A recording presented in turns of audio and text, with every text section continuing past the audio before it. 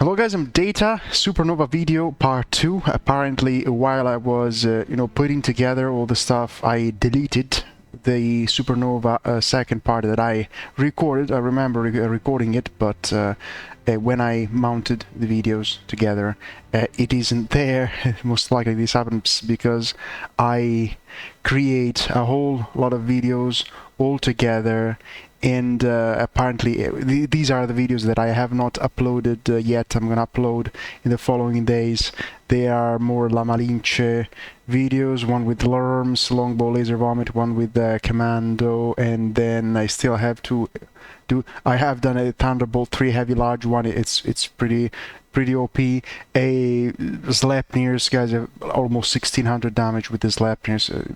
Guys, the Sleipnir, you just take the Sleipnir, you press the W key and steamroll whatever the fuck you want to steamroll. But back to the Supernova.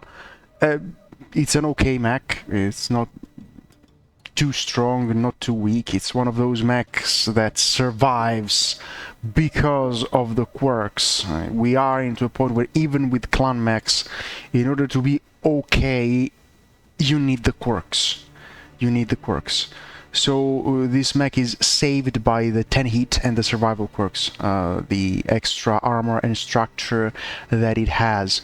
Ballistic velocity helps in these situations because you have lasers that needs to be combined with the Gauss rifle. In case you have many ballistics, buffing velocity on just one of those, or on the ballistics and not on the PPCs, may actually be a nerf, because it desyncs the alpha strike even farther. So for example, the Inner Sphere ER PPC velocity buff was a nerf for those builds that were alpha striking PPCs and Gausses, because now they travel at to different speeds and they hit into different components. So when you have a hit scan weapon, you want, and if you want to put a ballistic with it, the ballistic needs to be as fast as it can possibly be. So ballistic velocity 25% is huge for this mech to be okay and work, because in fact they are both duration weapon. The laser P's and the Hag's P as well. So being both the duration weapons, velocity is incredibly valuable on this mech. But I think that the quirks that define this mech, that allow this mech to exist, to be relevant, is the 10 hit, because we are even forced to go standard heat sinks, because with the double heat sinks we get pretty much the same dissipation at the expense of the heat capacity. So we are putting 23 standard heat sinks, T-Comp 1, 2 Hyper Assault Gauss 30, heavy large lasers. As for the skill tree, we have the usual range, heat, velocity, Gauss, laser nodes, survival, cool run, hill climb, because I didn't know where to put this last one. Maybe, I'll start putting some hill climb on the mechs. I'm not sure exactly what this does. It is supposed to help you when you're trying to traverse a slope. You should get nerfed less on the speed while you use this one, but to be honest, if I go 48 kph, I'm getting nerfed to 25 kph, going 27 kph instead of 25 kph doesn't change anything. So what needs to change is inside the movement archetype on these mechs, and it's what determines whether it climbs that slope or not.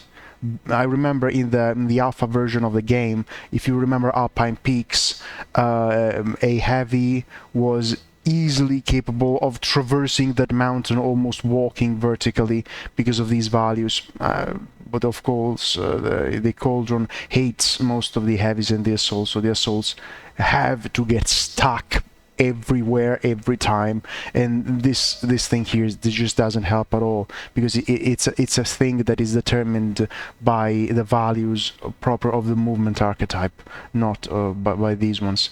Then we have radar deprivation, double strike, double cool shot, advanced zoom.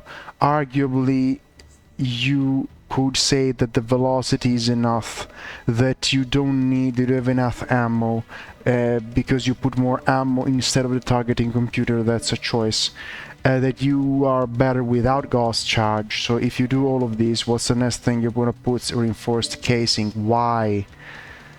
Why? Because it's a structure-based mech. You know what? I want to do it, but I need ghost charge. It just helps too much in so many occasions. I will do a video maybe just on ghost charge, because I hear even many competitive people saying, you know, ghost charge is useless. It's key. It's key. But this needs another video. So I'm gonna put magazine capacity here, and I want to say hello just to this node. I'm gonna keep some reinforced casing because we have a I'm running out of skill points. Yep, there we are. So why this mech and not the Medcat? Because this mech has quirks and the Medcat does not.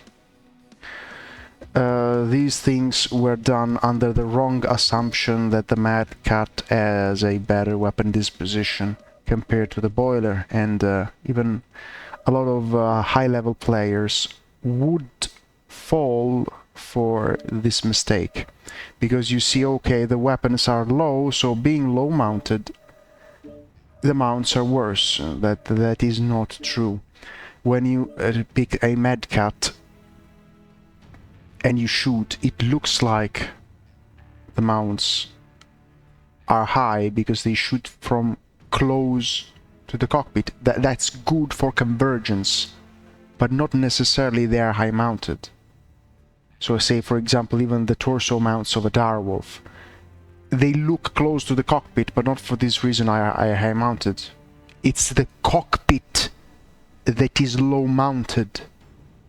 So on this mech, compared to the Supernova, you don't have the advantage of being able to vertically peak. You don't vertically peak anything, because you have a whole big structure on top of your mech.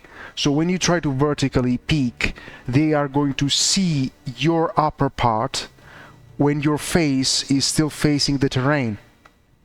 So it's not different at all from a side peak.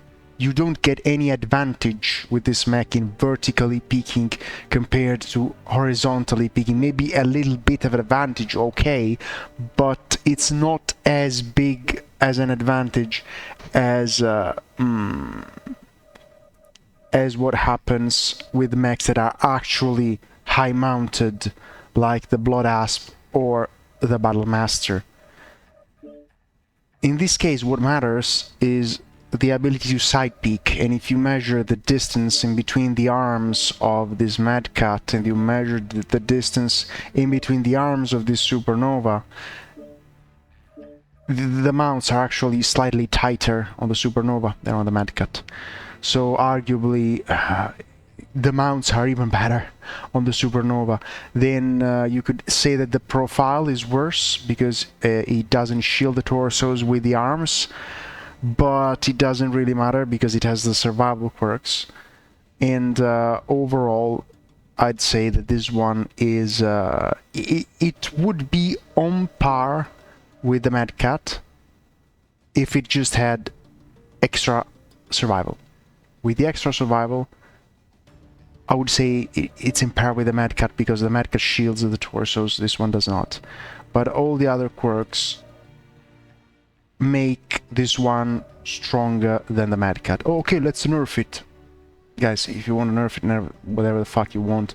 Even with these quirks, compared to all those fucking overpowered light and meds that are demolishing the game, and those inner sphere mechs which are even stronger, this one, you know, it's just to a level where out of 10 I'd give this mech a 6.